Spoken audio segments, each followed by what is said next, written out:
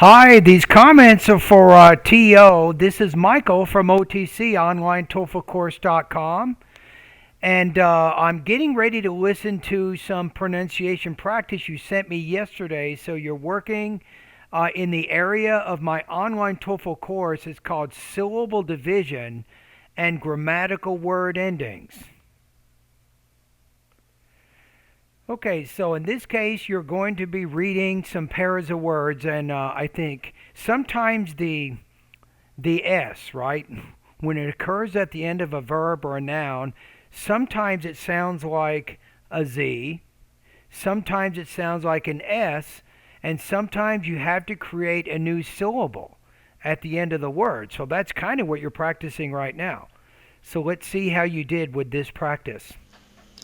Reach, reaches, run, runs, land, lands, wash, washes. Okay, so the first two, you're still not getting the Z. So you have reach, reaches, run, runs, land, lands. Now, as you studied in the lesson, if the S comes after a voiced consonant, it's going to sound more like a Z. So you see the D is D. That's definitely a voiced consonant. So it's lands or run, runs.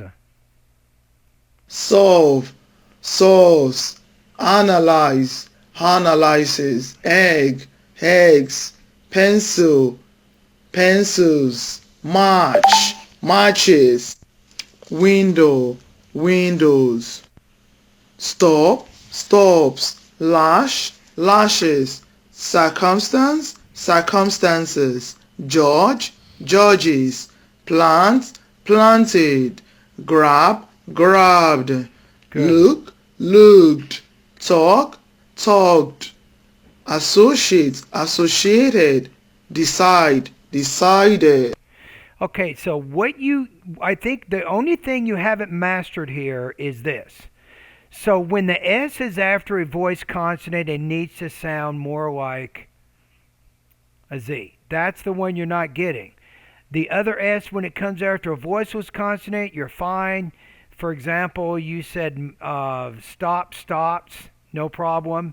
Your EDs are fine. So the ED, when it comes after a T or a D, you create that new syllable. That's exactly what you did. When the ED comes after a voice consonant, it sounds like a D, and you did that. When the ED comes after a voiceless consonant, you pronounced it as a D.